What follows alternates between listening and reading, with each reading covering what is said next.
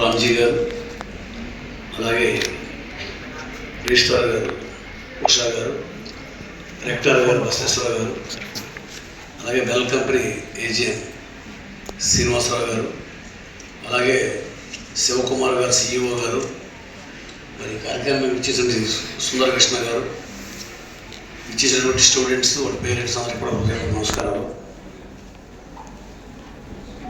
నేను కళ్ళ ముందు కృష్ణా యూనివర్సిటీ అంచెలంచెలుగా ఉన్నత స్థాయికి ఎదుగుతుంటే నాకు చాలా ఆనందంగా ఉంది. ఈ యూనివర్సిటీ మచిలీపట్నంలో పెట్టాలనుకోవడం అది ప్రాంత ప్రజల యొక్క అదృష్టం. ఇవాళ బీసీలుగా వచ్చిన ప్రతి ఒక్కరు కూడా వాళ్ళ శక్తి కొద్దీ కష్టపడి ప్రభుత్వం దగ్గర నుంచి నిధులు తీసుకొచ్చి ఈ యొక్క నిర్మాణాన్ని పూర్తి చేసుకుంటూ దశకి చేరారు. ఇంకా నిర్మాణాలు చేపట్టాల్సిన అవసరం ఉంది. రామ్జీ గారు వచ్చిన కాడి నుంచి కూడా అనేక కార్యక్రమాలకి నేను ఇక్కడ గెస్ట్గా రావడం జరిగింది. అంతకుముందు కూడా చాలాసార్లు గెస్ట్గా వచ్చాను, కానీ అప్పుడు బిల్డింగ్స్ నిర్మాణం లేదు, షామియానాల కింద కార్యక్రమాలు జరిగాయి. మరి ఆ స్థాయి నుంచి ఇవాళ రోజున ఈ యొక్క ఫినిష్డ్ ఫంక్షన్ హాల్స్లో మరి మాట్లాడుతుంటే నాకు చాలా ఆనందంగా ఉంది. ఇదంతా కూడా నేను పార్లమెంట్ మెంబర్గా 10 years చేశాను.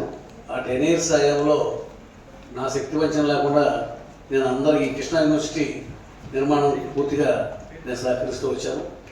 ఈ దీంట్లో నేను కూడా ఒక భాగస్వామి అనే ఫీలింగ్ నా మనసులో ఉంటుంది. ఎందుకంటే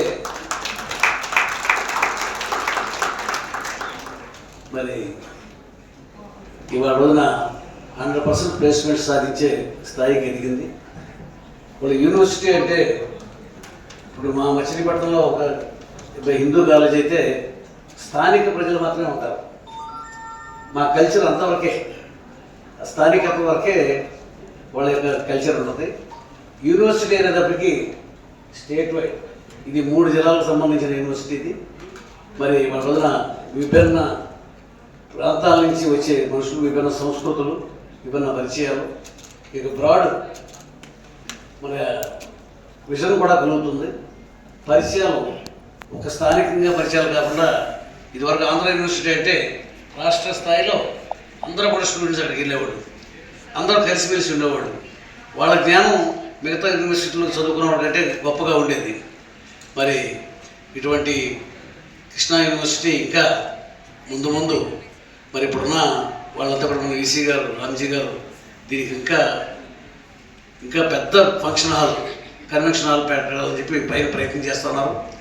మరి ఆయన చేసే ప్రతి కార్యక్రమానికి కూడా మేమంతా కూడా తోడు నీడగా ఉండి ఈ కాలేజీని ఇంకా అభివృద్ధి చేయడంలో నా వంతు సహకారాన్ని అందిస్తానని చెప్తూ మీ అందరి దగ్గర సెలవు తీసుకుంటాను. ధన్యవాదాలు.